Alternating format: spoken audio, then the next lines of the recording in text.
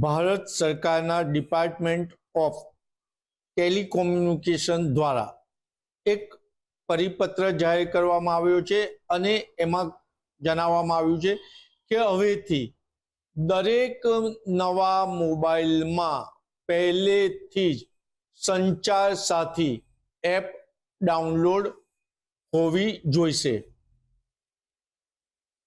ભારત સરકારના department telecommunication દ્વારા પરિપત્ર બહાર પાડવામાં આવ્યો અને વિપક્ષે ડેટા ચોરીનો આક્ષેપ લગાવી દીધો અને મંત્રી શ્રી જ્યોતિરાદિત્ય સિંધિયા તેમનો બચાવ કરતા નજરે પડ્યા અને ડિપાર્ટમેન્ટ ઓફ ટેલિકોમ્યુનિકેશન ના જ એક અંતર્ભાગ BSNL ના અધિકારીઓનું મંતવ્ય લેવા મંતવ્ય ન્યૂઝ પહોંચ્યું હતું, પરંતુ તે આનાથી દૂર રહ્યા છે। ત્યારે મંતવ્ય ન્યૂઝ શું સંચાર સાથી એપથી નાગરિકોના ડેટા ચોરી થશે?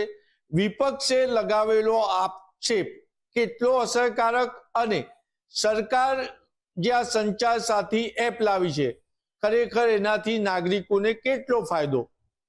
જે લોકો સોશિયલ મીડિયામાં અગ્રેસર છે અને જે સાયબર એક્સપર્ટ છે એવાનું મંતવ્ય લેવા મંતવ્ય ન્યૂઝ પહોંચ્યું છે। આપણે પહેલા સાયબર એક્સપર્ટ સાથે વાત કરીશું। સંચાર સાથી એપ જે સરકારનો પરિપત્ર છે એનાથી કેટલો ફાયદો થશે?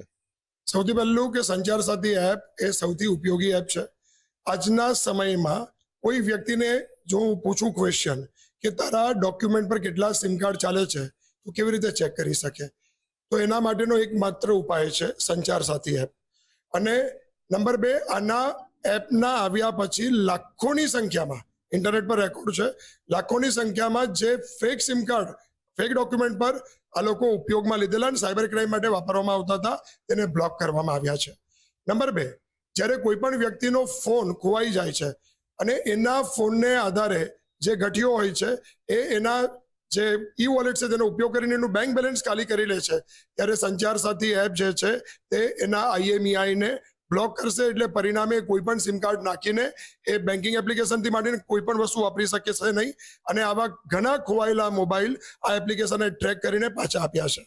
ત્રીજો અગત્યનો મુદ્દો KYM એટલે નો યોર મોબાઈલ।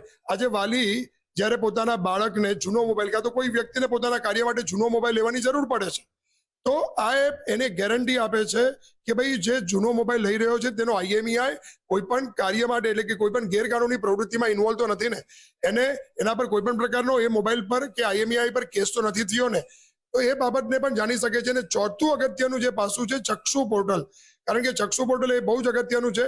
આજે કોઈ પણ વ્યક્તિને ધાક ધમકી, સાયબર બુલિંગ, સાયબર ગ્રુમિંગ આ સૌથી કોમન એક્ટિવિટી આજના સમયમાં જોવા મળી રહી છે જે વધી છે, તો એને જ્યારે આવી કોઈ પણ વ્યક્તિ ધાક ધમકી આપે છે અને એ એવિડન્સ સાથે કોઈ પણ વ્યક્તિ જ્યારે આવા ચક્ષુ પોર્ટલ પર સંચાર સાથી પર જે લિંક આપવામાં આવેલી છે તેના પર અપલોડ કરશે, તો આ એપ્લિકેશન સંચાર સાથી એ નંબર ને કાયમ માટે બ્લોક કરશે અને એના પર જે કાયદાકીય છે તે પગલાં પણ લેશે।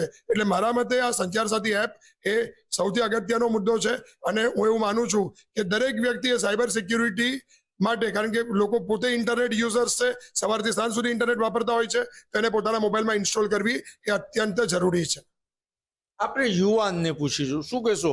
તમારી પાસે મોબાઈલમાં અનેક જાતના ડેટા હોય છે જે તમારી પ્રાઇવસી છે, શું આ સંચાર સાથી એપથી તમારા ડેટા ચોરાઈ જવાની સંભાવના છે ખરી? ના, મને નથી લાગતું કે સંચાર એપ્લિકેશનથી મારા ડેટા ચોરાઈ શકે છે, કારણ કે એ ખૂબ સુરક્ષિત એપ્લિકેશન છે જેનાથી આપણા ડોક્યુમેન્ટ્સ અને આપણા નામ પર જે સિમ ઇસ્યુ થયા છે એ આપણે જાણી શકીએ છીએ અને એને બ્લોક કરી શકીએ છીએ।